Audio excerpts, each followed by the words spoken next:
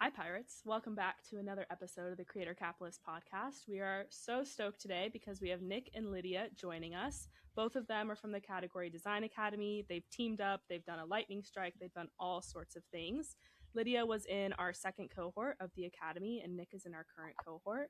So, we're here to hear about how they became creator capitalists, what their journey has been like, and all of that good stuff. Lydia, you want to give us the start of your story, how we got here, joining the academy, all of that good stuff. Okay, so I joined the Academy in October of 2024. When I received the email, I knew that the universe was talking to me.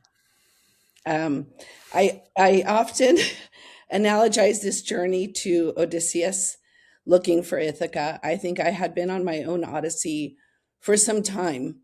And when that email came, it was as if, there's this literary technique that the Greek tragedists use, deus machina, which is when the gods swoop in to sort of help the hero and save them. And I felt that that's what happened to me. I had been following the category pirates for so long, reading every time I read a newsletter. Every time I read a book, I just felt that it was speaking to me. So I wanted to be part of the academy. I had applied, and then the first year, I wasn't. Well, I don't know if I should say that. I was the first when I applied the first time. I don't. I actually wasn't the right time. So when I received the email, it definitely was because I was ready. I was ready to immerse myself in the academy. And so what had happened, so I kind of take a Hey step Lydia, back. can you go a little more into like why wasn't it the right time? Like I think that's helpful because I think that's really powerful. What you're saying is that Yeah. I think we're all very excited and confident about what the academy does, but timing is everything with that. So It really say more is. about that. Yeah. I mean, so I think I have to take a little bit of a step back because, when I reflect on my career, um, I've been in legal tech, so I'm a lawyer by profession. But soon, when I went to law school, my dream was actually to become a maritime lawyer. I loved the law of the seas. I thought that it was so unique. To You be mean able like pirate law? Is that what you mean? well, actually, to defend captains and their shipping companies. But I do think it's interesting to have this journey because I know I was meant to be here, but I was I was really immersed in this. And I was working for solo practitioners that were practicing longshore and harbor workers' compensation law. I saw just the role that they had. They were the CFO, the CMO, they played every single role. But I discovered something that was extraordinary, which was legal technology. And when I discovered it, I thought it was the most amazing thing. This was at a time when no one was really using legal tech. And I soon decided that I would start learning everything about it. And I really believe that at that time, I saw the power of what was to happen, especially now in this age of AI, what was extraordinary. I went to work after law school. I found myself in a huge warehouse reading thousands of contracts. And I thought to myself, there has to be a better way. And I thought, is this going to be my life? And it was so interesting because right at that time, um, my former employer, when I was in law school, contacted me and said, there's an opening to work with law firms in San Francisco, really driving adoption of legal technology. And I thought, again, the universe is speaking to me. It was a big risk. Everyone in my family said, what are you going to do? You're not going to go practice law. And I decided that I wanted to make this my mission to transform how lawyers work. And that set off, I would say, a career that has spanned 26 years now of working with lawyers on law firms and government organizations and in-house counsel and how to use technology to transform how you work. I think so much of category design unlock new value. And I'm very lucky because at the time I did not realize that I've had the opportunity to work for every single category defining company in the legal tech space, Wow. starting with Thomson Reuters, 76% market share. Um, I was so lucky to lead marketing for the flagship product, the next generation of legal research. I worked with an incredible team. At that time, we embedded in AI, machine learning, NLP, things that people really didn't talk about, but I was learning about them, and the power of data. And then I decided to go work at, I got the startup bug. I went to work at a company called Lex Machina, where we invented legal analytics for the law. Nothing that had ever been done, an entirely new team just doing incredible things. And we were quickly acquired by LexisNexis. And to this day, they are the category king of legal analytics. I think the team did incredible work when I look back at how we brought that to, how we created the market. I'll say we created the market. And then since then, I've really been involved in legal technology, leading go-to-market. I'll say create the market, sales, customer success, and marketing. And in I worked for a financial and practice management company where we acquired 3 companies while I was there. It was incredible. We rebranded the company, just did great work. But I found myself kind of asking myself, what's next? And what do I need to do? I felt that, especially after the pandemic, you're building and scaling. You're in the sort of the grind of it.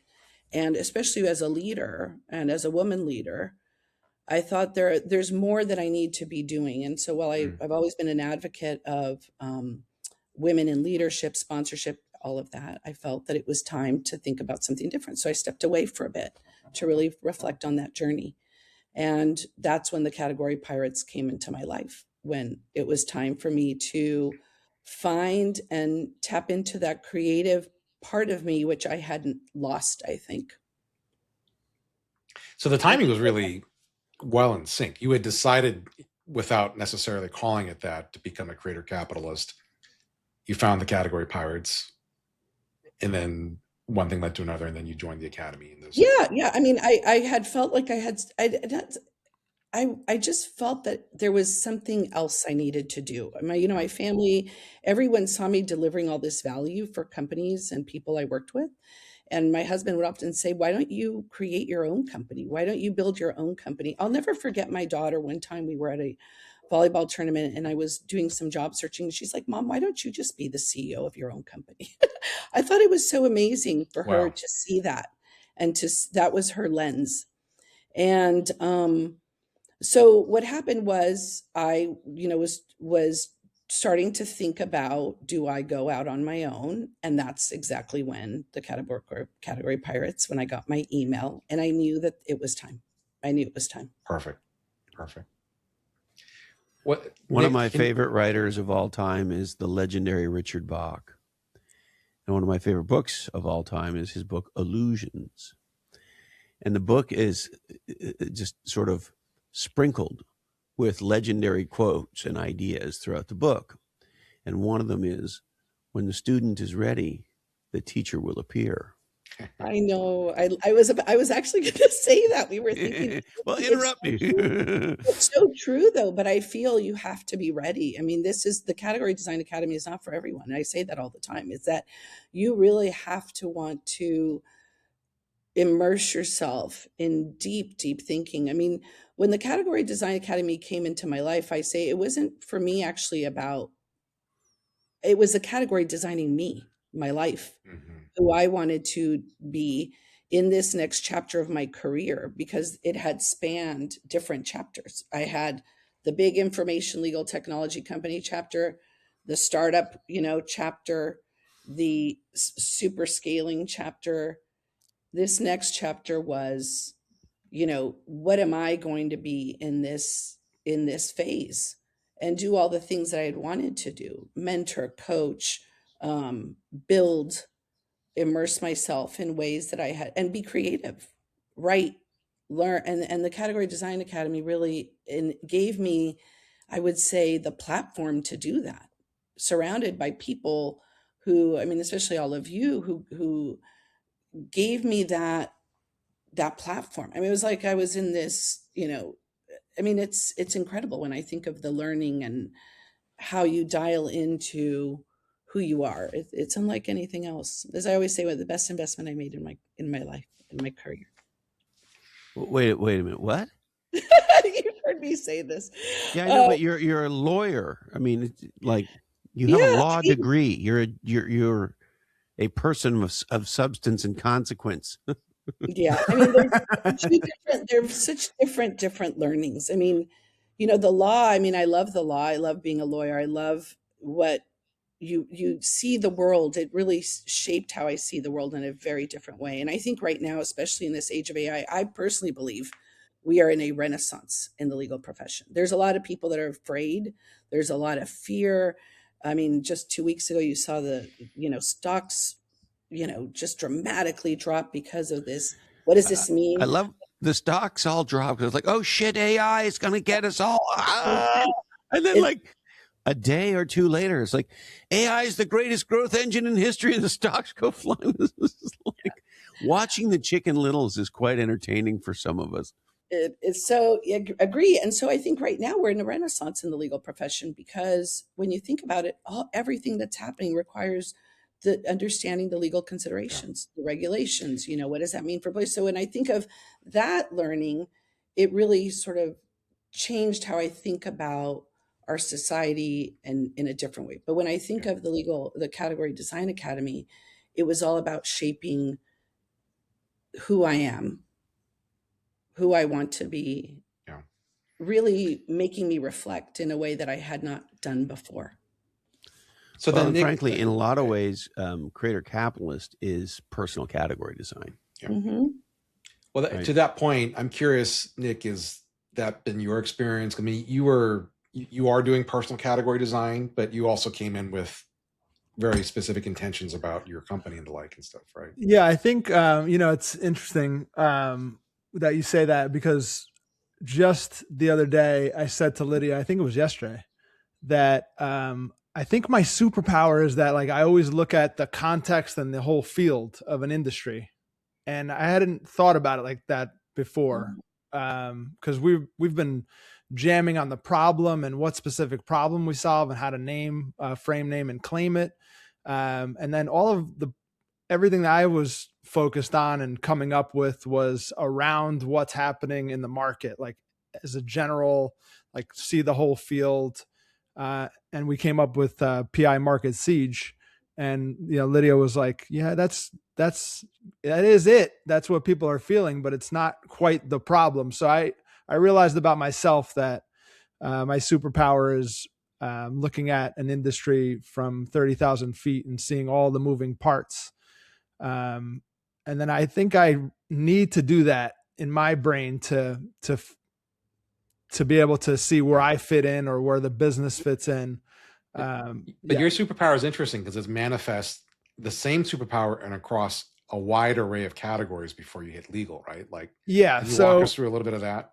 Sure. Well, I guess we'll start at the beginning. So my parents my dad had a bar. He came to the country from Greece in 1968 to work for his uncle. I love your dad.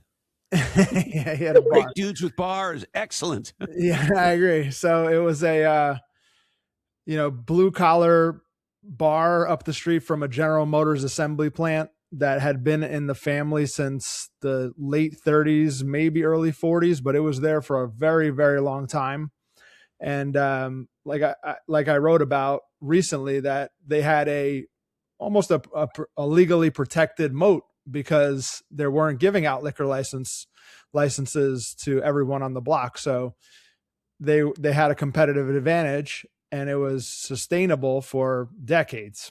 Mm-hmm. And then, when I was caddying one summer getting ready to go to college, and my mom called me. She was crying, and she said that her words in her Greek accent were, "We lost the bar." And I didn't know what even that meant or the ramifications of that. But I started thinking about like going to school with no money, and how was I going to pay for college, and then also taking care of them, and how are they going to take care of the house? I was calling the mortgage company to negotiate forbearance. So as the oldest boy, I think a lot's always been put on me. Oldest child, not just boy.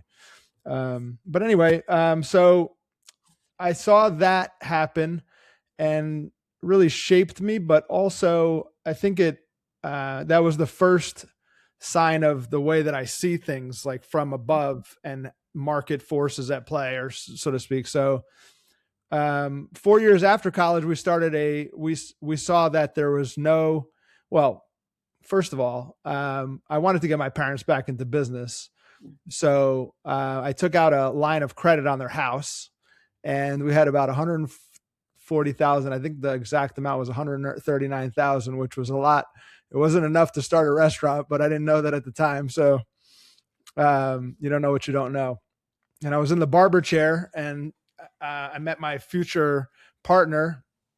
And a month later, we're all in business together. I raised the capital to start the restaurant, but even then, I saw that my mom was working at this Greek restaurant in the county. It was the only one in the county, which was insane, in an affluent county in New York. And it wasn't really an authentic Greek restaurant. It was more like a gyro shop. So when we got the space to open a restaurant, and I was adamant with the family and the partners, like, it's going to be an authentic Greek restaurant. My mom's going to be in the kitchen. My dad's going to be out front. My brother and I will be working. We'll all be partners, and we're going to open this Greek. And we're coming over for souvlaki. Greek restaurant. Yeah. Our category. You're making me hungry. I didn't have breakfast this morning. Yeah, sorry. I'm hungry. Keep talking to me about Greek food. I get people hungry a lot because my brother's a chef, and I love to talk about food. And I love Greek food, and I love food. Oh. So, so we opened the restaurant, and I was adamant about the category. I had the vision in my head about, this is the gap in the market. This is going to hit. I have no doubt about it. If I'm, putting up all of my family's money, this is what we're doing. And I really wouldn't budge on the category. Like, I had it in my head that it was going to be authentic Greek, but like internally it was like peasant Greek food, not, pretentious or everyday family style, like your grandma would make. Greek food. Yeah. Like a feast. Yeah. You're coming into our house, and you're going to be one of us for the day. So we opened after 13 months of construction. It was not nearly enough money to open, but I negotiated with partners and kept our percentages and all that, and finally got the place open. And 3 days in a row, we ran out of food. We had gone 13 months with no income, so we were just like, as soon as we got the C of O, we were like, we're opening tomorrow. we need more tzatziki. We need more lamb. Things were still coming out of the boxes, and we were serving customers. But the first 2 days was free friends and family, so it was kind of fine. People expected it to be rough. And then on the Sunday, it was June 5th, 2005, we opened to the public, and it was an absolute nightmare. It was a nightmare in the fact that it was just chaotic, and we ran out of food again. So I had to make an announcement that we're going back to tastings and everything is free. And so it was an absolute hit. But I think that showed me that the power of categories. I didn't know it at the time, but to be the only one in the category is a very special position to be in. Well, and it's so interesting. First of all, that's an amazing story. Love it. Love everything about it. We love restaurants. We love food. Pretty much the only places we ever eat, certainly around here, are family-owned, small, etc. So love all of that. And then the other interesting thing about that is we use this as a category design example all the time. So if I say to you, I got to come up. Here's another one, a name that doesn't tell you what the restaurant is. If I say, hey, you guys want to go out tonight to one of our favorite restaurants? It's called Lillian's. What's the first question most people would ask if somebody said, hey, you want to go out to our favorite restaurant or one of our favorite restaurants, Lillian's? Type of food. Yeah. Thank you. And so this is the aha. What's and the this category? Is why, exactly. This is why you're an intuitive category designer. And small business people have to do this. They understand. Look, notice the following. When you're driving around your town and you see a sign for a dentist, what's the sign? Big font, dentist. Small font, Eddie Yoon DDS. Why? Category first, brand second. Oh shit, I need a dentist. Who's the right dentist? Okay. So when somebody says, hey, let's go to Lillian's, the first thing they're going to ask is, what type of restaurant is this? Last night, we went out to sushi with some friends. Our favorite sushi restaurant burned down about 6 or 8 months ago. Buddy Flip sends a text, says, I'm dying for sushi. We got to go somewhere. We got to go to sushi. So the point is, people make the category decision first and the brand and product decision second. Greek, you know what I'll authentic add? Greek restaurant is very different than just restaurant. What I'll also add, I think, Nick, is not only are you an intuitive category designer, but you're a successful one, because right part and parcel with category design comes cash flow. And you know intimately what it looks like to take out a line of credit, to run out of money. You know, cash is king. And no matter how good the category design is, if you don't have any cash, you got no business. Very focusing. So very those focusing. Two things really important. When your wife says to you, hey, don't come back without the rent, very focusing on the cash flow. You're telling me, Christopher. I think when we've seen you kind of go from, you know, your family store, from the bar to the restaurant to SEO with law firm, like they're both kind of, you spot the category design, but you're not naive about the cash flow realities. And those two things, I think, make you a really powerful and successful category designer, as we want to get into the strike that you guys did together. That seems like it's very positive from a cash flow perspective, but keep going with your story. But like, I just want to, because we want to get to the point where you guys kind of. No, I'll keep it short on my side, but I will say that, you know, Lydia and I were just jamming on this the other day, and, you know, her superpower and her category is revenue science. So she's like, this is great, but it's all arts and crafts unless it, like, the register rings. Like, what are we doing here? I'm like, where is the pipeline? Like, I keep, you know, she even said, I sound like Christopher. The math, I go, here's all the pipeline, you know, it's orchestrating the system essentially, right? To make sure that we can create repeatable, scalable growth. Yeah. So I'm always, you know, looking at the context, and then, you know, Lydia's bringing me back down to earth. So it's a very good, I did it actually this morning when we were talking. We were talking about something. I said, Nick, I think this is a lot of stuff going on. We got to focus. Yeah, no. So I get both sides. Like, my head's in the clouds usually, or, you know, looking at things from a big picture perspective. But I also understand, because I've been CFO for every business that I've had, that, yeah, what are we doing here?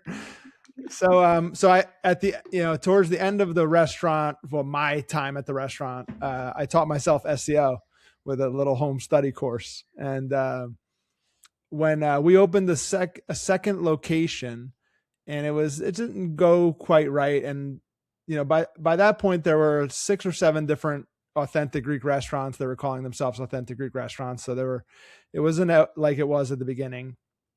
So I decided once we left that second, you know, I negotiated the buyout of the second one because the partnership wasn't quite right and wasn't the same name. It was different. They had a different vision for it. So I got my family out of that one, and I decided not to go back to the original location. And then at the time, you know, I didn't know what to do. I had 2 little kids. So I had taught myself this new skill, and I again saw that SEO specifically for law firms, because that's how I taught myself. Had these test sites around legal to try to rank these sites. God bless you. In legal, because it was very competitive, and I knew if I can do it there, I can do it anywhere. So I signed up and coincidentally, the first client that I signed up was the restaurant's attorney. So yeah, a couple months later, I met my partner, and I had these test sites in personal injury law. I was ranking, you know, it wasn't even for a lawyer. It literally had my picture next to the listing. You know, ranking for a car accident attorney, New York City, like in the top 3. It was like, I don't know if you remember, but Google had this authorship at one point where they were putting your picture next to the listing. My picture was there as, like, you know, I wasn't a lawyer, but I had my picture next to the listing. Anyway, so I saw the opening there as well. Like, nobody was doing it. And then we were very successful. We grew like a rocket ship for the first 5 years. People started copying us using the words website audit video. I think we were the first ones to do that. We were the first ones to niche down in law, especially personal injury. Most people were, doing SEO for all types of different lawyers or different industries. So yeah, once again, we had a category and we were the kings of it for a while until it was just way too competitive. So that's what brought me, I guess that's where we're getting at, is like, how did I discover category design? Our revenue immediately after buying out my partner, it seems it was coincidental, but I bought out my partner and then, we started losing clients and, revenue was contracting for a period of about 2 years. I was doing everything possible, spending money on marketing and just saying the same thing as everyone else. And I was like, this is stupid. Like, this is just burning cash. So I, through all these different lessons, I was like, there has to be a better way. And that's when I found Play Bigger that you see behind me. And it changed my life, quite frankly. And then we first met you in strategy therapy. Is that correct? I think, right?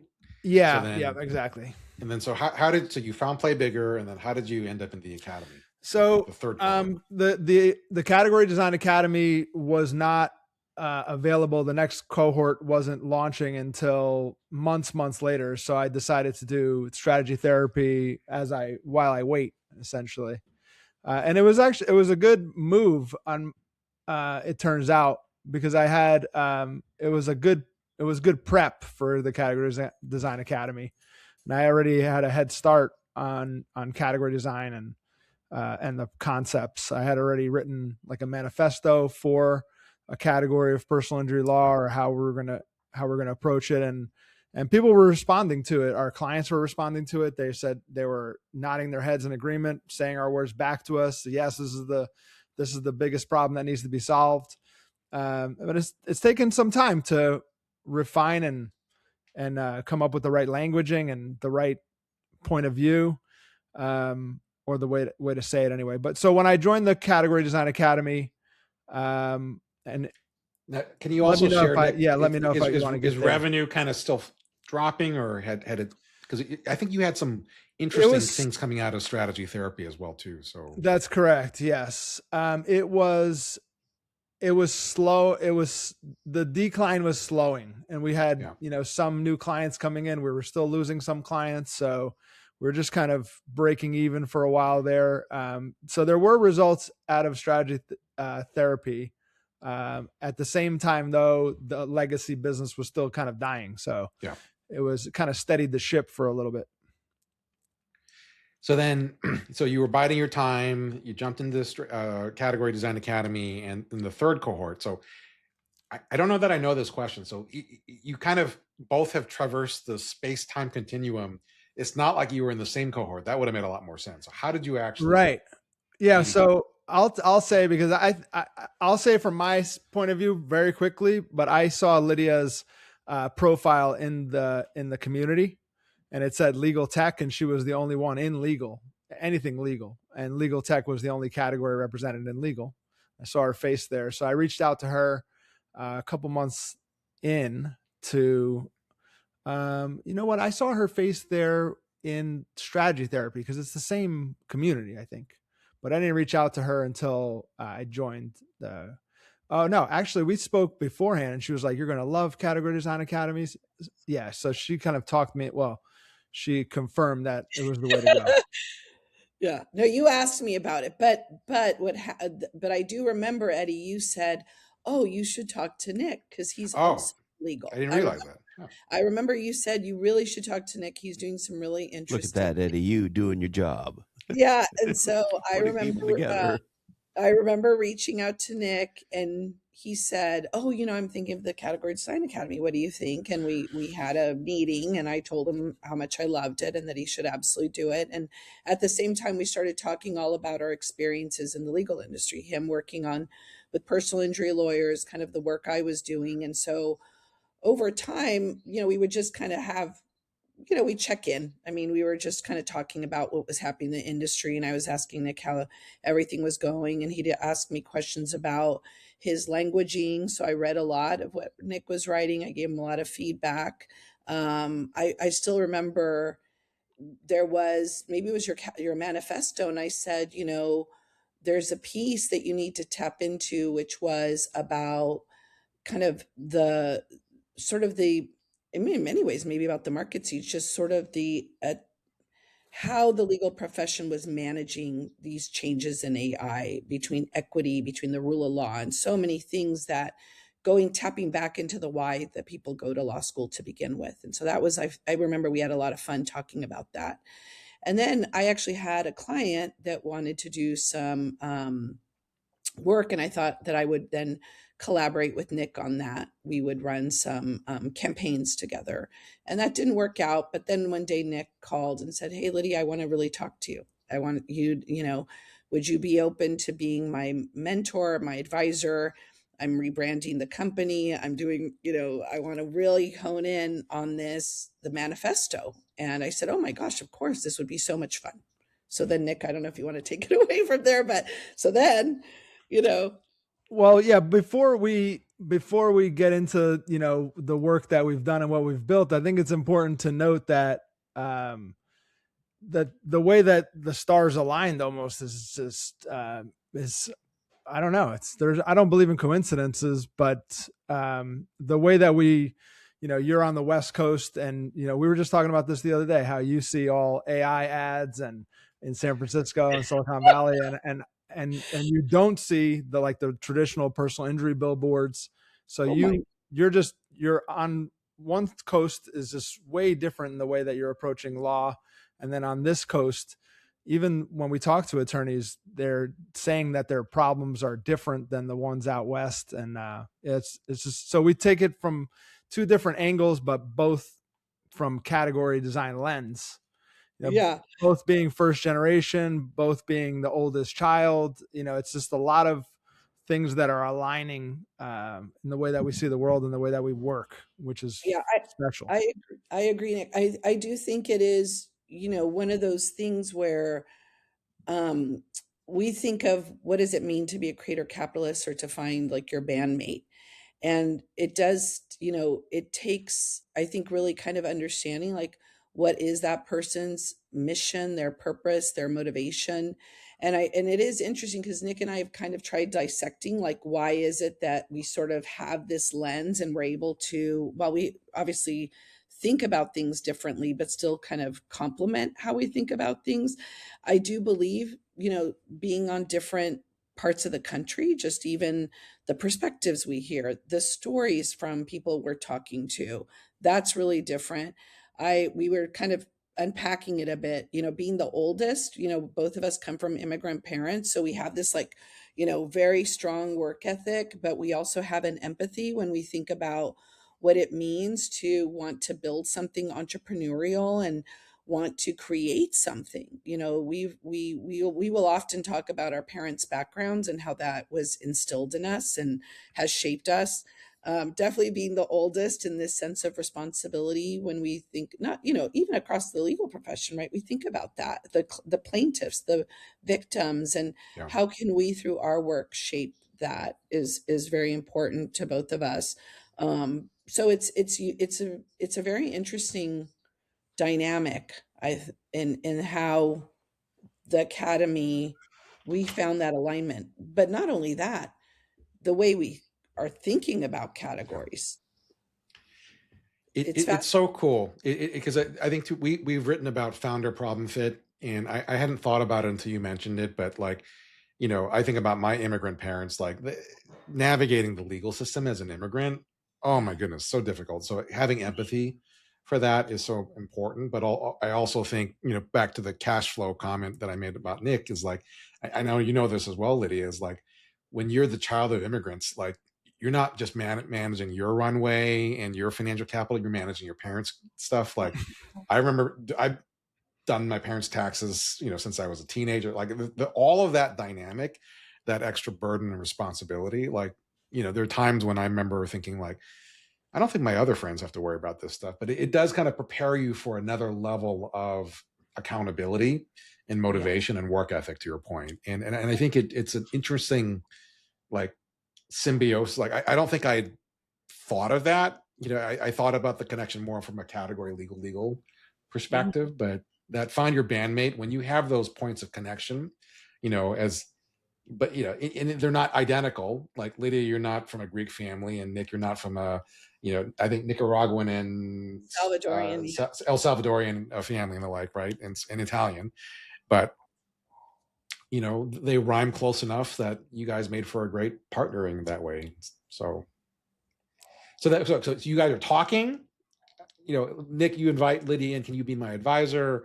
And then at some point, it becomes a different conversation of maybe not advisor, mentor, but something else. So how do the steps kind of transpire and all the way up to the strike that you guys did together recently? Yeah, it went really fast. I mean, I don't know, Nick, do you want to start? Sure. You went from like speed dating to speed getting married. I mean, it went. You know what you want, We didn't know the Academy was going to become a dating organization. Fire Christopher, when you always say, is it bad for a married man to love another woman so much? I think that's hilarious. Yeah, well, listen, I'm, and I know I speak for Eddie and Bree on this. We're very big on love, and love comes in many shapes and sizes and forms. Yes. Sorry to interrupt, but I just got to say it. It's like, I think back to when we started all this, to imagine that you guys would have the kinds of personal outcomes that you had is amazing. To hear what you say about our written work and about the courses and about, most importantly, the people and relationships. And then to think, well, shit, the two of you in different cohorts connected in a digital world.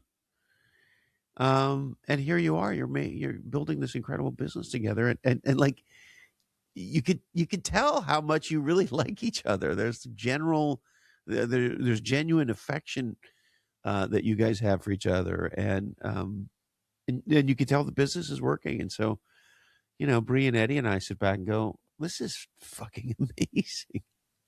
Legendary. Yeah. It's awesome. Well, I'll tell you this. Sorry, Lydia.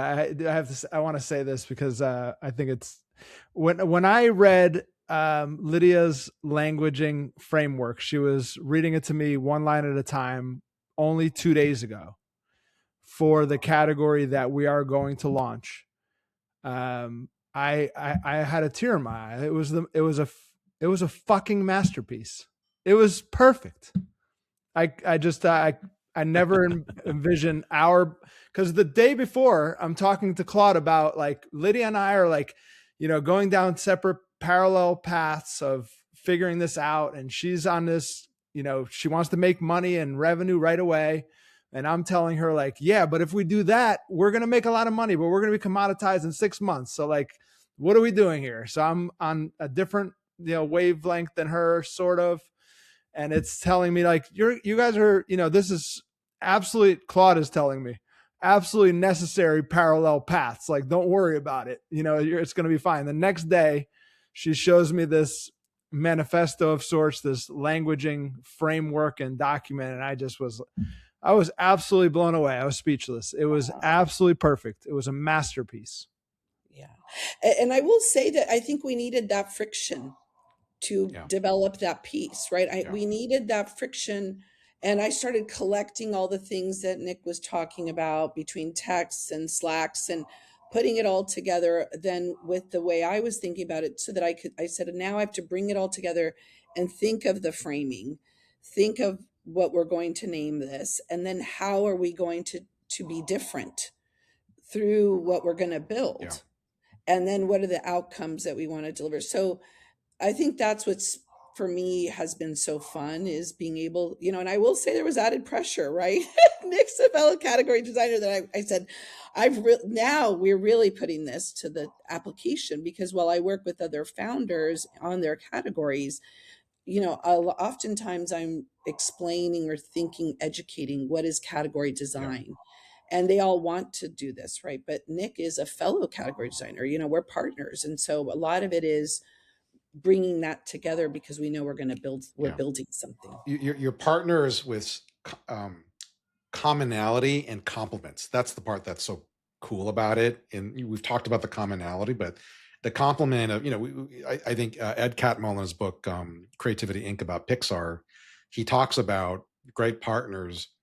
Sometimes they look like they're having a tug of war, but they're really holding each other up, which is Lydia has to pull on, hey, we need revenue now. And Nick, you have to pull on but we don't want to be commoditized in the long run with it, right? And those are two things that both things are true at the same time. Now, the way that you're describing it does not sound like a typical, will you mentor or coach me? So it sounds like you guys were functioning like partners before you actually became partners. Is that right? And like, how did that all transpire? Yeah, I think so. If I remember correctly, and Lydia, you could jump in and kind of clarify or, tell me if this is accurate, but, it started out with, I'm asking Lydia to review my languaging and manifesto and category design, like point of view and the way that I'm framing things. And at the same time, though, I was learning about collaborations, and it was really very interesting to me, this framework of collaborating with people rather than having to hire someone. I mean, mostly because we're running out of money. So I got to figure something out. Like, hey, you want to be a partner? You want to build this thing together so we can it's a leaky ship, but you can have some of it. Right. Which, it works out for everybody. I think I say the incentives manage the behavior, manage the outcomes and take the behavior, and the work kind of take care of itself if we're all aligned. I don't think that would be the case if I was just paying Lydia as an advisor. It would be a different relationship. So I think the structure of it from the beginning was that we're building something together. It's not that I'm hiring you as an advisor, because I wasn't really interested in that for a number of reasons. Obviously, we're running out of money, but also I wanted more of a thinking partner rather than somebody that was going to come in and out of my life or the organization. Exactly, Nick. Exactly. And I think that a lot of it too was just sort of shaping this together. But then along the way, Nick said, we're rebranding the company, and he now was going to be the sole owner. And there were two things actually. Nick was working on his own category, like who is he, like what you wanted to uncover as your superpower, and then the company. And so partly was kind of looking at both of those, but then all of a sudden Nick said, we're going to rebrand, and we were like, let's do it, And I said, when do you want to rebrand? He said, in a few weeks. I said, okay, well, let's jump in. I've rebranded companies in, short amount of time. And what does this involve? And he said, and then we're going to launch this. And I said, okay, great. When do you want to launch this? In a few weeks. And then by happenstance, I said, oh, there's a conference. Well, yeah. So that came first, by the way. It was around the new year. You were like, I think we should go to this conference. It was 2 weeks away. So yeah. Well, but to Lydia's point, there was a lot going on. Like I was at the end of buying out my partner, meaning paying him off, and it was going to be mine right at the same time. So I didn't think the old name or just the tie to the old category was appropriate. Exactly. So if we're going to do this, we might as well do it right and do it well. Yeah, exactly. And I think that brought in the storytelling of what was Lost Shift, like what was the mission going to be, what was the category, and then Nick's story, like as the founder, we needed to tell that story, and then what was the future? I mean, it was really it's incredible when you think of how it all kind of came together, and then then we orchestrated the lightning strike around the conference. So then, okay. So let me just walk through this. You have kind of acquaintances, in common, advisor / mentor, kind of a little bit more formal, but not necessarily commercial just yet. And then Nick, you go through, you're going to clean up the cap table. You bought out your other partner. And then meanwhile, Lydia's basically functioning like a partner, like, hey, we should go to this conference, win it in 2 weeks. And then it seems like they're all kind of simultaneous. Like everything's kind of happening, strike, coming together. Bring her on as a partner, and you execute the strike. Is that all? Well, right, yeah. So I think you're spot on. And as I usually do, I'll go a step above everything and say that everything was kind of coming together at the same time. It just was happening. That's the way it was happening. From ending the relationship with the partner to raising money and restructuring all of our debts. And now I have some cash. Like I had extended the runway. I had finally righted the ship. And now, I have cash and I'm going to essentially make a bet on this category in this team. And I feel really, really good about it. So just everything was coming together at the same exact time. It was very strange.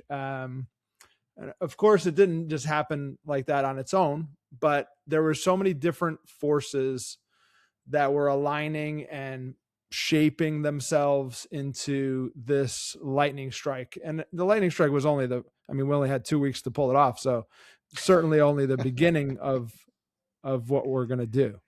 Yeah, but we did. So, and I just love that because, Eddie and I live in worlds, whether they're startups or S&P 500 companies, where people say, oh, well, you can't do anything in 2 weeks. It's going to take 2 years to get what about the plan and the budget and the approval and the meeting and the committee and the review and right?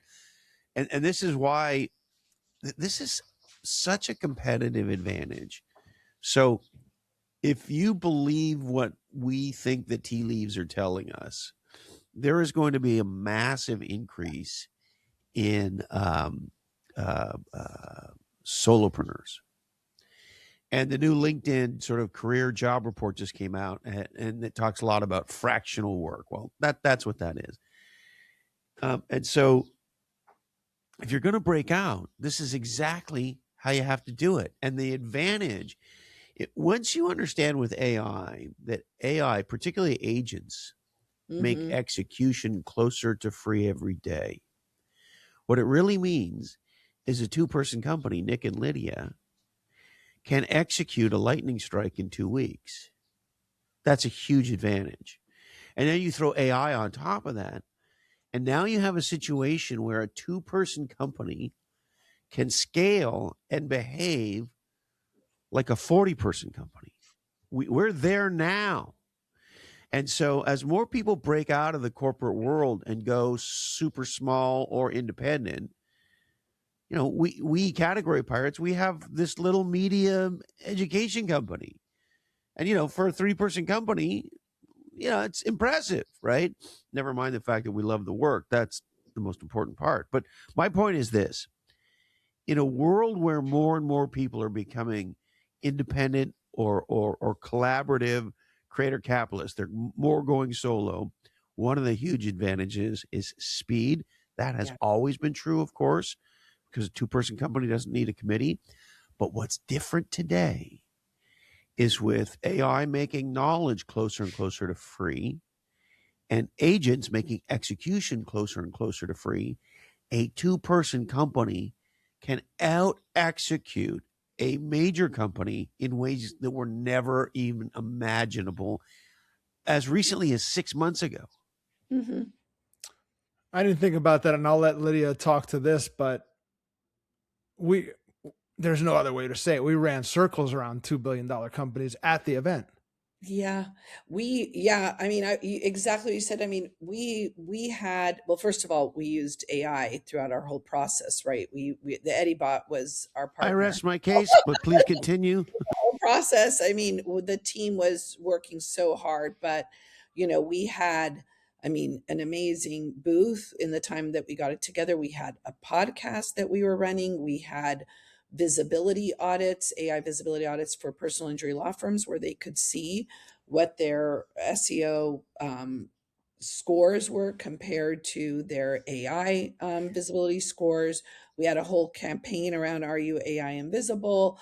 Our team was so sharp in terms of even just how we Can I showed just stop you there for a sec? How important was that framing and that languaging? Are you AI invisible? It was incredible. I mean, we had attorneys coming up and said, I'd like to see my report at my AI invisible. I mean, when they were using the language, it was incredible to see that. That's when you need the Marty McFly Back to the Future. Oh, your arm is disappearing. Yeah. This is an important learning. When our prospective clients, our super consumers, our subscribers, our users start parroting back our new language, because AI invisible is new languaging. Those lawyers had not heard that before. No. And so when they say, well, wait a minute, I want to find out, am I AI invisible? The minute they say that, you just won the framing and naming game. Yeah, and she, Lydia, and he, Nicholas, who owns the problem, becomes the solution. And so my point is, the minute they say, oh shit, mate, am I AI invisible? Bam. Yeah, it was incredible. And then on top of it, I will say is that not only did we have, but leading up to it, we had a series of social media. We were sending out emails. I mean, it was all orchestrated leading up to that moment. And so it just was like flawless. I mean, it really was the orchestration of the team. I mean, we literally were, flawless for what it could be at 2 weeks. Yeah, it was like a campaign. We're in the trenches. Yeah, like everyone was in it. I looked at you at one point, Lydia, and you, like, when we got there, we were already tired, and then the event started, and we were like, "Oh my god, what is happening?" Now, it went really well. So we have okay. So the partnership comes together. Nick cleans up the cap table and all that, and you have your brother and sister in arms. You decide to do the lightning strike. You have the framing. AI, are you AI invisible? You have the diagnostic that we haven't talked about yet. Yes. I'm sure we will. But like I don't know if you share as much as you're comfortable with, but like, I mean, Nick, as the CFO running, like you're watching the cash burn and all that. I just want to make sure that people understand, like, what you did was an immense amount of work in a short amount of time, and you spent real money that matters, but you weren't spending a king's ransom to pull off the lightning strike. Can you share a little bit about what you spent on and how that worked? And 100%. I think the booth was $10,000 for the booth, and then we had to outfit the booth. We didn't have anything with our new branding, so all the materials were about $8,000. So we're at 18,000. And then we hired a podcasting company to come and shoot the podcast live at the booth. So I felt like we could use the traffic, and that was 6,000. So now we're at like 20 something. What was that? 24,000. Yeah. So I think that was the total, 24 grand. So what I love is that you have both your digital spend on AI and, you can arguably you could factor in what you both spent on the academy and everything else. Like, so it's roughly about the same amount of money, digital as physical. And it's the combination. You have to show up in both, right? Just because you went to the Super Geo where they are.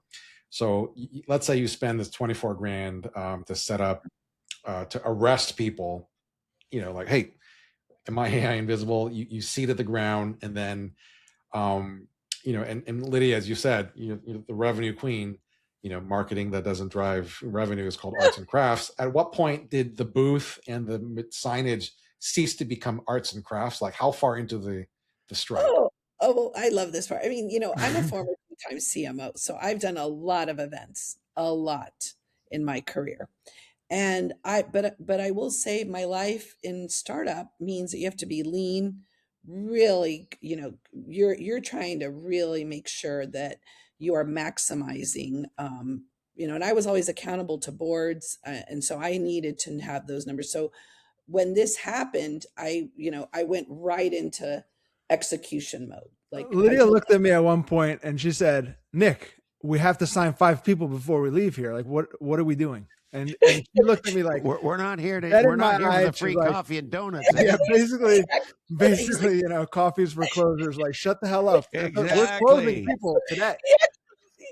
He went to the pot. He was Come like, on, Nick. Lydia, I didn't even know who it was. You said it to somebody. You're like, and then we got Lydia. Like, she's insisted 5. We've got to close 5 customers, 5 clients. But because there was a lot. I was like, we got to get these signed. But that was our goal. So we want to meet our goal. But I will say, Eddie, we had a signed client within a day or two, like 2 days. Well, it was at the event, and then he told us to send the invoice. Yeah. And then and we had 15 potential, that wanted to meet with us. So yeah, but we just within the day or two that you guys were there. Yeah, and stuff. What we love about it is like we can just see all of our mini books coming through from like Christopher talking about, hey, marketing is sales at scale. Like, let's not make the mistake. Selling is what we're doing here, right? And so I love the 5 closes with it, and then I think if I recall correctly, sorry, I have to just add some context because it was funny. The first day, I'm trying to do the podcast, and we have Lydia and Jason, who is our AI visibility expert, and he has all the audits. The podcast team's not really helping us, so it's just the 3 of us. And it would have been nice to have more people come to in hindsight. But the first day, we're just running around like we didn't have anything. But by the end of the first day, I was doing the podcast. I was passing people off to our AI visibility expert, and then Lydia was closing. So thank God we had the corner booth because we had this little workflow set up. And so I think this is so important. It may sound a little nitnorky and detailed. Did you spend the most money of any vendor at that trade show? There was a guy with an AI robot dog. Okay. Did you have the biggest booth of any vendor at that trade show? No, it was one of the smaller booths. Did you spend the most of all the vendors at that trade show? No way. Did you give away the most trinkets and trash at your booth? We gave away these cheapy sunglasses that had our names on it. And we gave away the Meta glasses. But no, we definitely did not give away the most stuff, no. Yeah. So this is the point, right? The whole marketing and frankly business world gets lulled into sleep. Like zombie sheep, if you'll allow me the dual analogy, right? It's like everybody goes to the trade show. Okay, we're going to go to the trade show. Everybody buys the same size booth, or everybody, you got to get your logo on the bag. It puts the logo on the bag. And everybody does all the same shit, and they don't come out with it with the leads. They don't do anything different. They don't do anything fun for the attendee, right? Are you AI invisible is kind of a provocative, fun thing to do, right? And they think they're there at the trade show to eat the donuts. And they don't realize, hey, listen, if you don't close some business out of this freaking trade show, like we're not going to make the mortgage payments, eh? And so you two are a testament to legendary. 2 weeks. This matters. We are going to use brains and creativity and fun and non-obvious thinking and category design principles. And we're going to show up and we're going to hijack this show in 2 weeks with hardly any money, need an honor, and you did it. Well, and you would have loved, because actually when we designed the booth, Nick said, Pirate Christopher says dentist. And then we even used that approach on the booth on the back of, Law Shift AI Business Development. I mean, we ended up putting the logo bigger, but it was fascinating, the whole thing. I mean, it was as if everything we had learned came to life. I mean, it was incredible. It was really incredible. And I'm going to cry. We just had Eduardo, our babies have grown up and left the nest. Trust me, we kept thinking that the whole time. We said, what would the pirates say? And what would, and even everything that we did was centered around this idea of AI Invisible, between the meta glasses and the unboxing that Nick did, between, where there was a whole unboxing video. the meta glasses. And you should have seen people, even how they reacted to the meta glasses. It was incredible. The sunglasses, it was just, the whole thing was Perfect. brilliant. So Perfect. fun. Well, and so to Christopher's point, you're not dropping the most money, making the biggest splash, and what that also enables you to do is, and you don't have to when your problem in your POV is so sharp as it is there, right? But then, Nick, just with the one client that you guys signed there, I mean, you're almost immediately and well cash flow positive on the strike, if my understanding is correct. Yeah, the first client paid for the strike. Boom. Just while you're there. The first client is what, $82,000 recurring annual? Yeah. Some 85,000, something like that. Mhm. Amazing. And it's now you have a playbook, you have all these leads to chase down. There's going to be, it won't be, I think my hydrofacial folks, when Clint Clarnell was running it, he would say that their strikes where they were giving away facials made 4.5 times the strike cost and revenue within 9 months. And so I would expect that to be, you guys should shoot well past that. I really think it's going to be without stretching, it's a $300,000 a year return.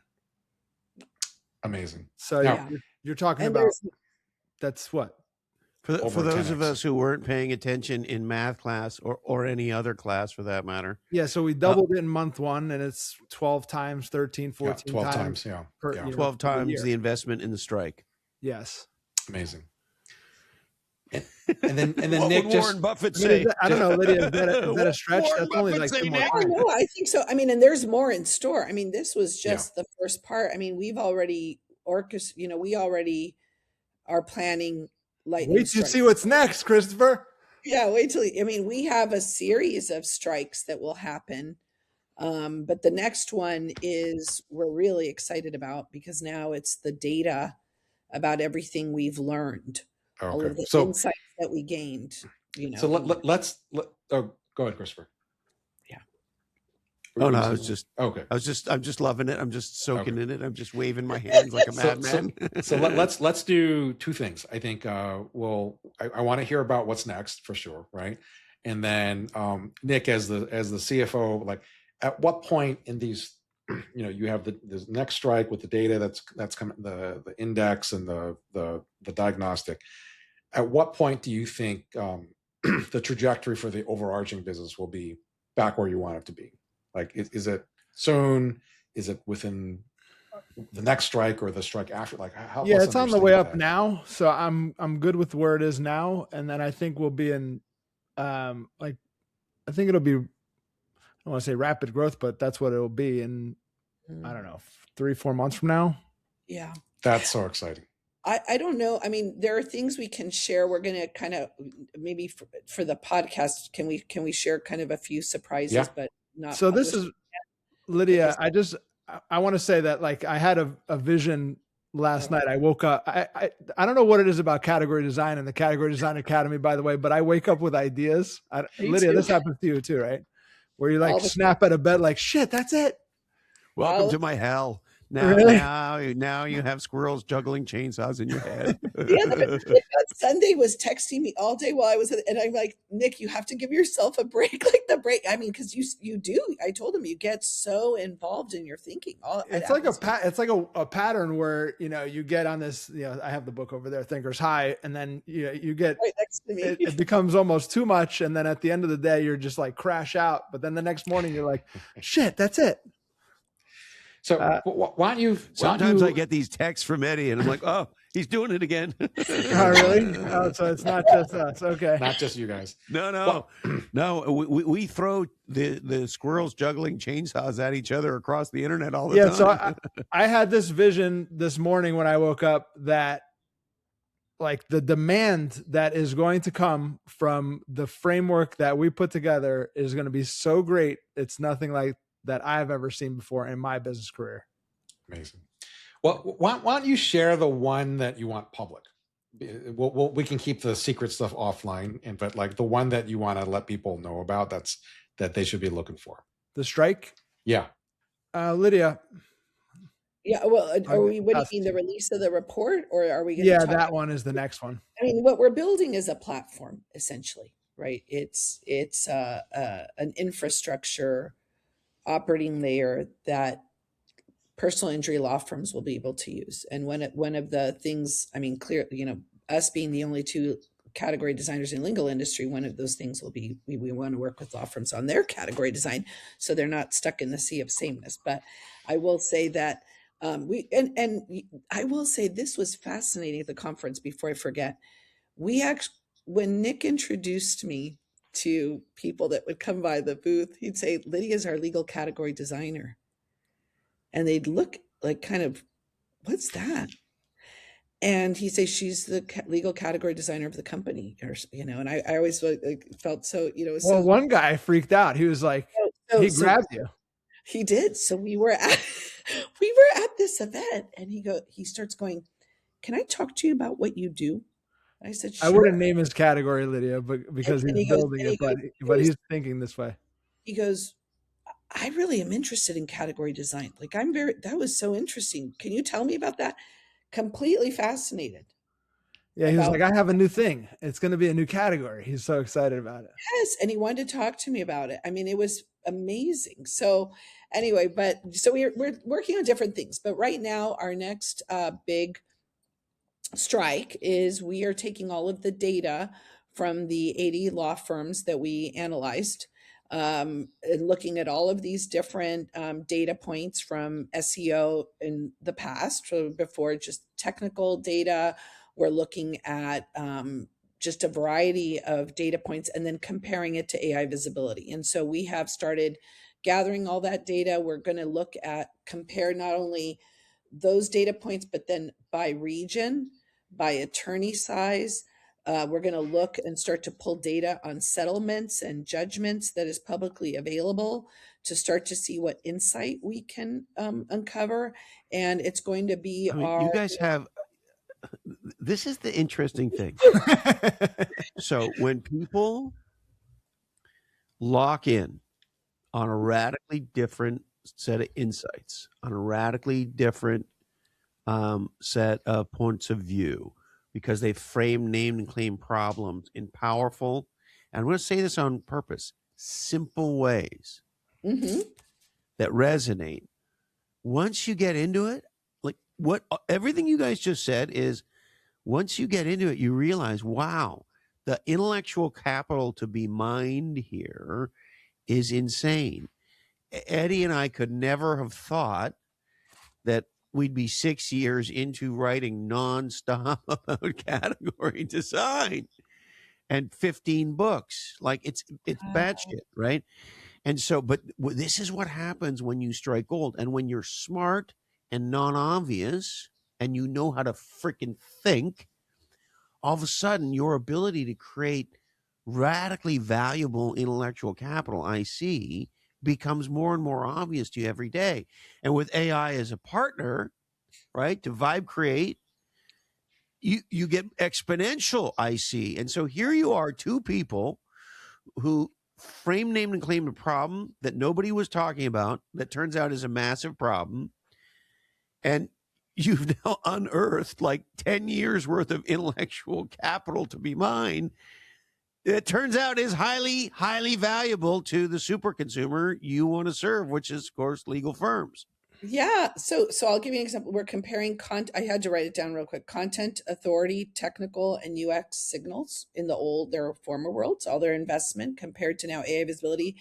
To share with you, this is fascinating. All of the people, all of the law firms that invested heavily in their SEO, their median score for AI visibility is 0. It had a 0.076 correlation between SEO authority and AI visibility. And so AI is completely, so that's not what people are saying. People are saying that this is the new SEO, that just build these authority signals and then AI will pick you up. Well, that's not what we're seeing.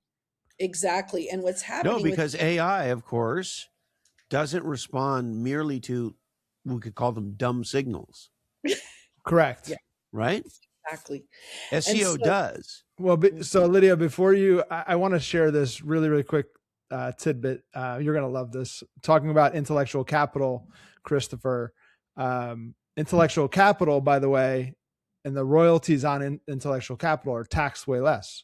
So now I have the company paying me on intellectual capital at 15% or whatever royalties are, so that it's not a W-2 income. Well, how do you like that?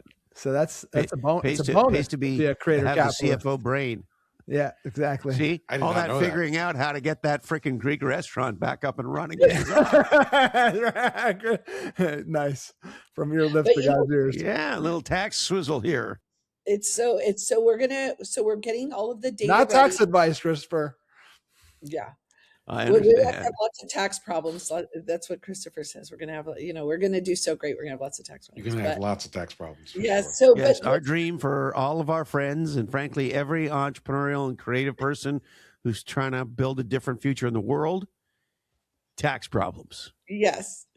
So what's fascinating with what we're already seeing, at least who we've met, is we kind of have two geos, right? Super geos. One is the attorney who has market dominance. They really want to keep this. Like, they want to be the one that is recommended by AI.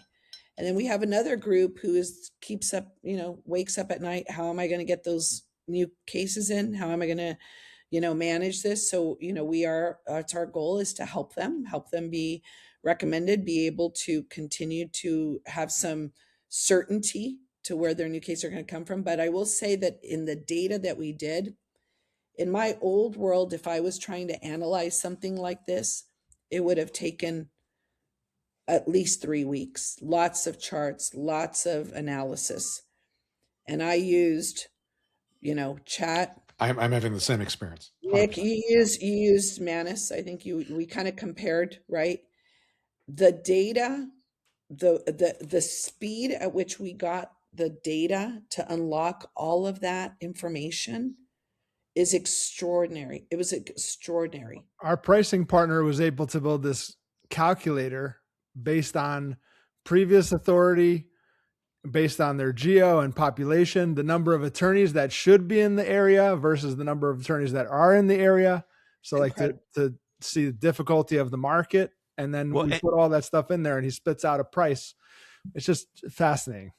And the reality of what you guys are doing is existential. Like I think about it from a personal perspective for category pirates, for Briette and I, right?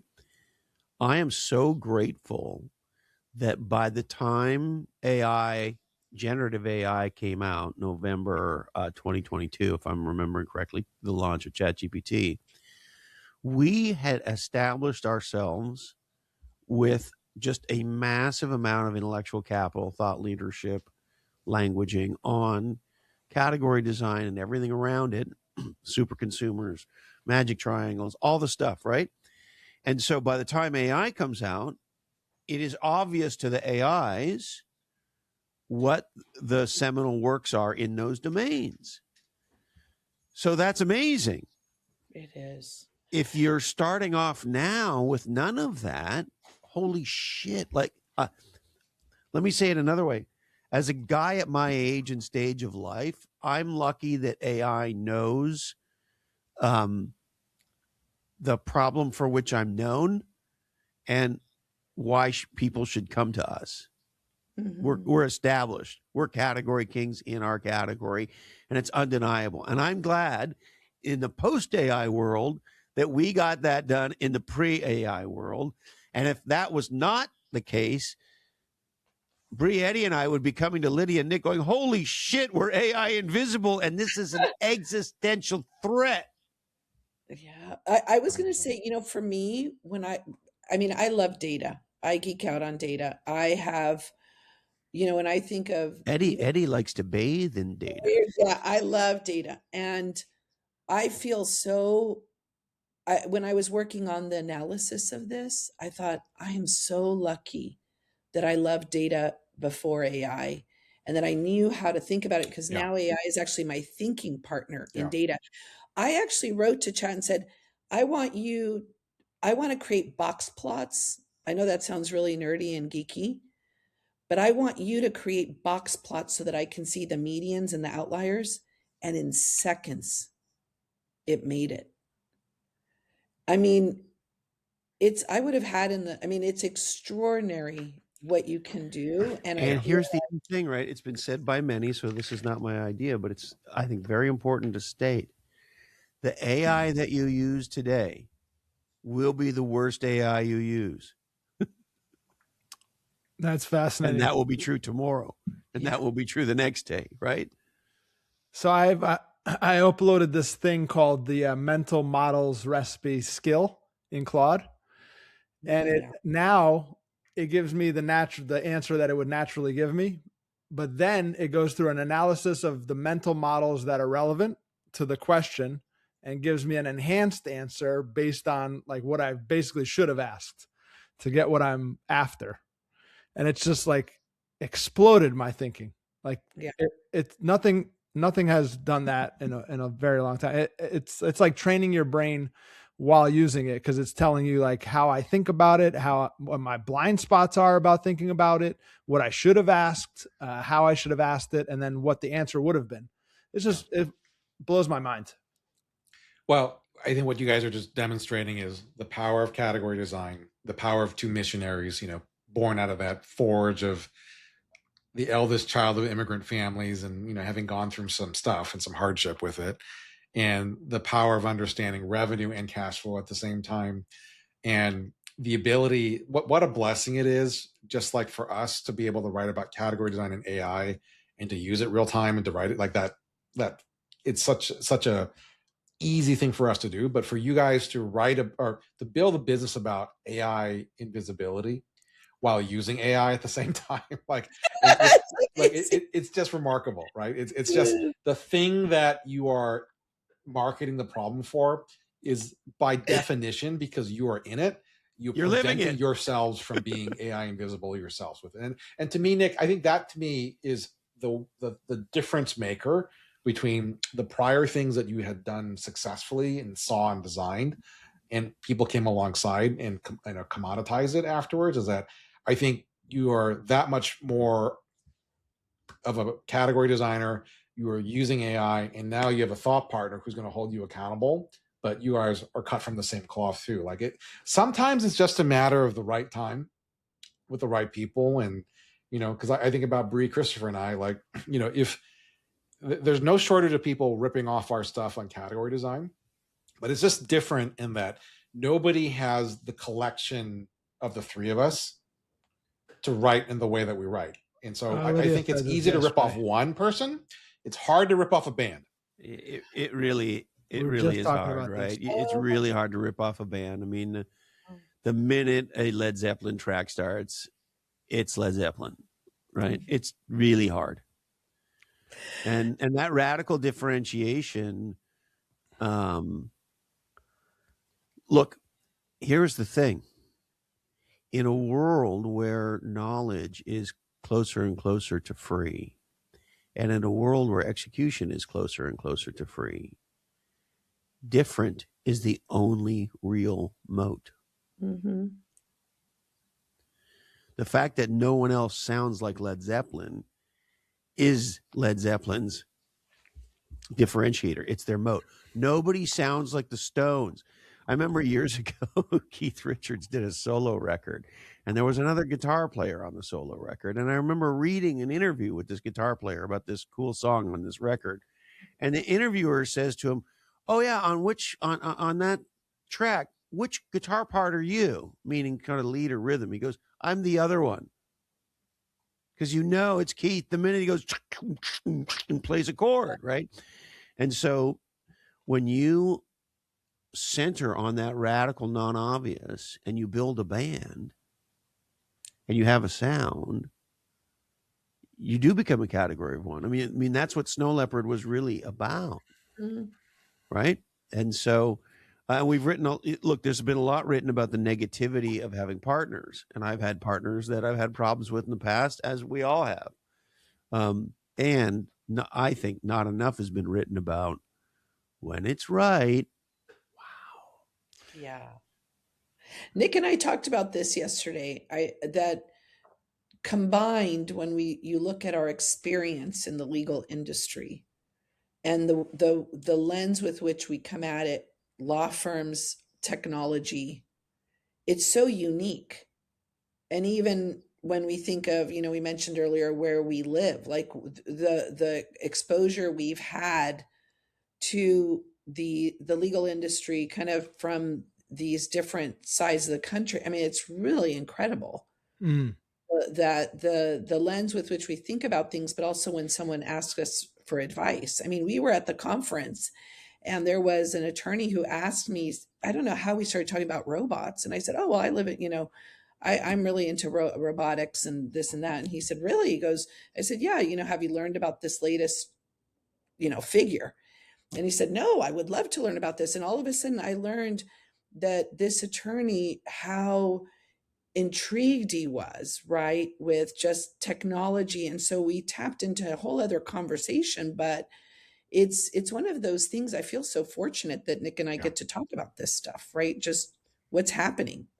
And I think it's really, Lydia, it's amazing. I think it's important to know that you and I individually have done so much work on our own superpower in the Category Design Academy and outside of it, to know like who we are individually, so that when we found each other, we knew that it was a match. Whereas, in my former partnerships, they might have been good for me at the time. But looking back, like if I knew then what I know now, I would have never formed those partnerships. But it's just a matter of kind of finding yourself to then find your bandmates, I think. Yeah. Because like when someone comes to me and they want a partner and they start talking about competitors, I go, I don't do that. Like, we create categories. Like we're the category, kings and queens, right? Like we care about those people, competitors. I'm not trying to figure out what others are doing. Like we're doing so I think Nick and I really approach it that way. Like this is what we want to be different. And I think many people would look at us or anyone and try to copy success or copy what we're doing. And the point of category design, in my opinion, is, that what makes you unique, what makes you special, what is your superpower that no one else can copy, because every single person has it. But most people haven't really explored it to that level. And willing to invest the thinking time. Yeah, it's been, it's been years for me to just figure out what I do best. It's easy to be the same. It's very easy to be the same. That's true.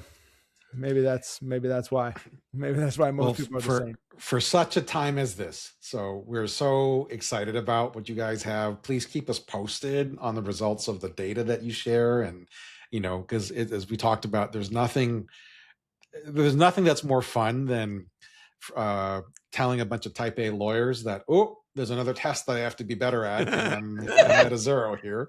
So please, that'll be a lot of fun, and we can't wait. And we know that there's strikes that you're not quite ready to talk about, but we know they're going to be legendary. So please keep us posted. We're so thrilled for, that you guys, Reese's peanut butter cups are the #1 confection in the category, and you guys are that for the legal space. And, it's so exciting. So exciting. So thank you for sharing so generously. And I hope it's a model and an inspiration to everybody else who joins the Academy, is that your bandmate might be sitting there, maybe not in the same cohort even. So thank you so much. Yesterday I joined the happy hour, and the some of the people that were on the happy hour said, could you tell us what you and Nick are doing?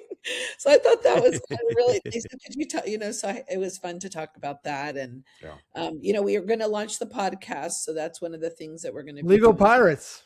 Yeah, Legal Pirates. Taking after you. You are our favorite people. Yeah, except I'm gonna. So Nick, do you want to tell this? There is one story though. I feel like we should have added. Oh my goodness! Yeah, I'm so upset I didn't hang it up in the back. I love your flag. She flew that flag at the end of the event behind Lydia. Us when we were doing our own interview. Yeah. She put it in front of the microphone, so you'll see it on our interview if you ever see the video. Oh my goodness! But she made it was a big moment. Like she was going to take it out of her purse, and she had her hand in her purse, and she was telling me like she wanted to frame what was happening. She's like, I have something very special that I need to talk to you about. And I was like, oh goodness, you know, what's happening here? And then she gives me this whole thing about like, she's been waiting for, you know, the moment to bring out this flag. And she's never really worked with anybody that was a fellow category design academy person. And then she shows me the flag and she's like, you know, we're planting our flag, and she wouldn't even let me touch it. I went to like grab the flag when she's turning away as she's talking. Like it's very, very special to her. So. I wanted to hold it, and I said, "Okay, let's just." okay, not yet. I'm not ready for that yet. Oh, the flag. Well, we can't wait for the legal Pirates flag, and we'll gladly fly that one too. So. Well, the lightning strike too. Yeah, we were gonna try to find a little pole to put it up, but we couldn't. So. We're going to hang it from the booth. Well, guys, we appreciate you more than we could say in words. So thank you very much. We are so excited. Thank you guys so much. We love all things Lydia and Nick. We're proud of you guys. We're stoked for you guys. We're excited for the difference you're making. We feel bad about the tax problems you're having and will have, but other than that, it's awesome. You're legendary. We're so honored. It's such, I mean, this is such an amazing experience and so transformative. And just to even be part of Creator Capitalist, the book, I mean, I still, every day I think about it and I go, I can't believe this is all happening. It's so incredible. It's so incredible. Thank you for your contributions. Thanks, guys.